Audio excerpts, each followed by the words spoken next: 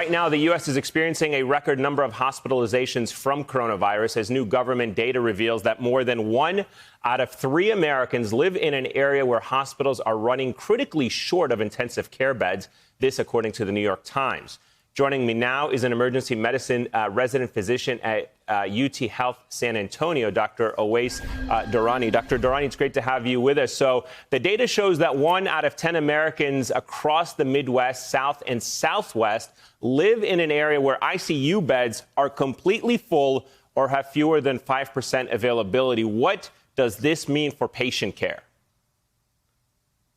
Thanks for having me, Eamon. It means it's not good, essentially. So in the emergency department, we are there to see critically ill patients, patients with severe complications from COVID, heart attack, strokes, stabilize them, perform a few life-saving measures, and then get them into the ICUs where they need that close monitoring.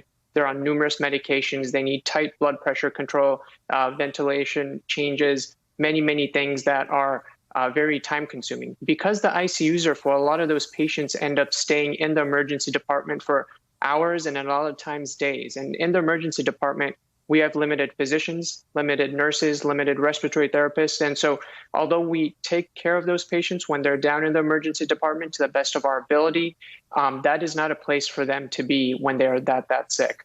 Study after study has shown that the longer a patient is in the emergency department setting that needs to be in an ICU, the poorer the outcomes and the longer the length of stay in the hospital. So it's not a good situation. Doctor, I got to ask you about the projections and models that we've been seeing, because they all tell the same story, that there is a strain on our hospitals, and it is certainly going to continue in the weeks ahead as we go from the Thanksgiving surge into the Christmas and holiday surge. What is being done now in anticipation for this continued uptick in new cases and hospitalizations? Well, I think the simple answer is not enough is being done. We are, seeing a record number of cases. We are finally seeing the surge of cases and hospitalizations from Thanksgiving now. The other thing that concerns me is those individuals that did get infected during Thanksgiving are now traveling back or traveled back, and so they might be infecting more individuals. And so we're continuing to see an upwards trend in all of the wrong metrics. For example, here in San Antonio, pre-Thanksgiving, our positivity rate was 9%. That jumped to 15% post-Thanksgiving. And the concerning thing is during the surge in the summer and spring, our local and state governments put in place stricter public health regulations and mitigation efforts. We're simply just not doing that this time around. And so unless we really change how we lead through this pandemic over the next few weeks, we're going to continue on this trend that we're on. Let me ask you about your hospital for a moment. Can you tell us what you're experiencing at that hospital? Because I'm also curious to get your thoughts about whether or not you have enough supplies of PPE. What, if anything, is missing from that part of the equation?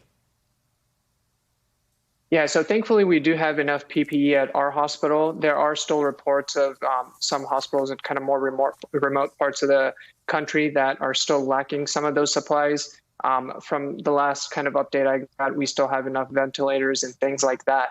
The problem is during the surge in the spring and summer, we got a lot of physicians and nurses from across the country. So we were having hotspots at various points in the country, and we were able to mobilize staff and resources to areas where that was happening. Now the entire country is a hotspot. And so what worries me is that although we are able to handle the surge so far, if we continue to head on this trajectory, at some point, we're just not going to have enough manpower to take care of these patients. And unfortunately, because the entire country is in a kind of red zone right now, we're not going to really get that help that we got last time. All right, Dr. Owais Durrani, thank you so much for your time and your effort this afternoon. I appreciate it, sir.